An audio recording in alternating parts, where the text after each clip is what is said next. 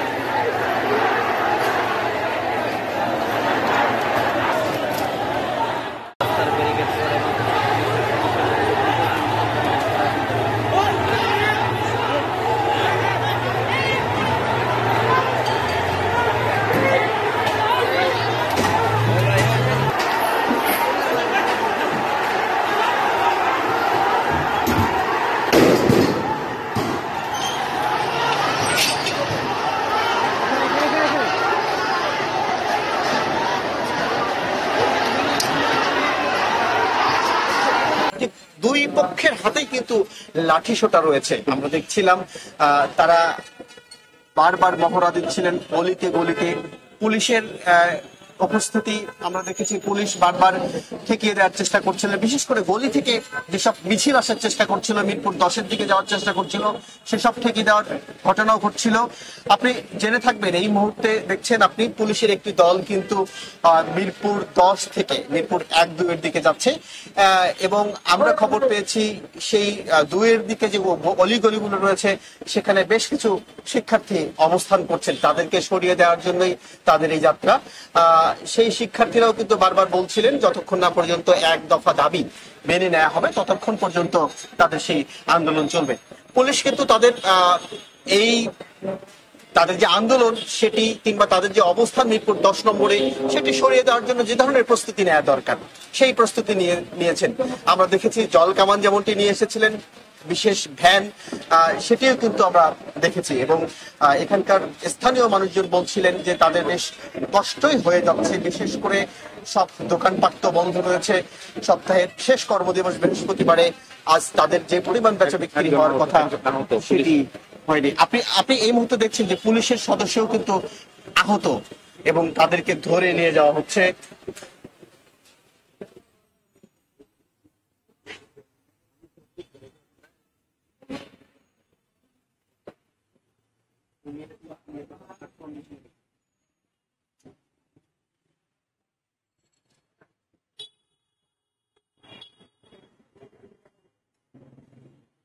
দর্শক, আমি আলামিন হক অহন আছি আপনাদের সঙ্গে। আপনারা দেখছিলেন যে আমরা যেখানে অবস্থান নিয়েছি ঠিক সেখান থেকে কিন্তু মিরপুর 10 নম্বর বেশি দূরে নয়, ঠিক সেখানে এখনো ধোয়া পাল্টা ধোয়া চলছে।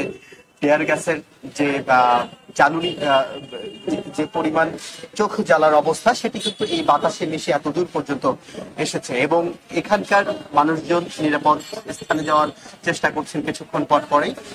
কিছুক্ষণ আগেও আমি বলছিলাম শিক্ষার্থীদের একটি দল তারা এখানকার যে থানাটি রয়েছে সেই থানায় এসে ইট পাটকেল নিক্ষেপের চেষ্টা করেন। এর বাইরেও পুলিশের যে ভ্যানগুলো রয়েছে সেগুলো যখন এই পথ ধরে যাচ্ছিলেন সেখানেও কিন্তু ইট পাটকেল নিক্ষেপের চেষ্টা করেন। আমরা দেখেছি ঠিক বেলা 12:30টার দিকে 3 থেকে 4টি বাস ভর্তি করে আওয়ামী লীগের অঙ্গ সংগঠনের কিছু নেতাকর্মী এই পথ ধরে আসেন এবং তারা 10 নম্বরের দিকে যাওয়ার চেষ্টা করেন। পুলিশ তাদেরকেও কিন্তু বাধা দিয়েছে। বিশেষ করে পুলিশ, আমার কাছে মনে হয়েছে আপাত দৃষ্টিতে যে কোনো একটা বিশৃঙ্খল পরিবেশ তৈরি হোক সেই পরিস্থিতি তারা চাচ্ছিলেন না, যে কারণে তারা থামিয়ে দেওয়ার চেষ্টা করছিলেন, কিন্তু তাদেরকে শেষ পর্যন্ত থামানো যায়নি। লাঠিসোঁটা হাতে নিয়ে সেই সব আওয়ামী লীগের নেতাকর্মীরা যেমন এগিয়েছেন, ঠিক লাঠিসোঁটা হাতে কিন্তু রয়েছে আন্দোলনকারী শিক্ষার্থীরাও। তাদের কাছেও আমি প্রস্তুতি দেখেছি এবং সবাই মারমুখী, যেমনটি মারমুখী আওয়ামী লীগের নেতা কর্মীরা ঠিক একই রকম মারমুখী রয়েছে আন্দোলনরত শিক্ষার্থীরাও, যেহেতু তারা দাবি করছিলেন যে যতক্ষণ না তাদের সেই এক দফা দাবি না মেনে নেওয়া হবে ততক্ষণ পর্যন্ত তারা আন্দোলন চালিয়ে যাবেন। এবং তারা বলছিলেন তাদের শিক্ষার্থীদেরকে আহত করা হয়েছে, বিশেষ করে কমার্স কলেজ, এখানকার আশেপাশে 12 থেকে 13টি শিক্ষা প্রতিষ্ঠান রয়েছে বড় বড়, সেই সব শিক্ষা প্রতিষ্ঠানের যেসব শিক্ষার্থী এই আন্দোলনের সঙ্গে সম্পৃক্ত, আওয়ামী লীগের নেতা কর্মীরা তাদেরকে খুঁজে বের করে মারধর করেছেন বলে অভিযোগ আমরা পেয়েছি।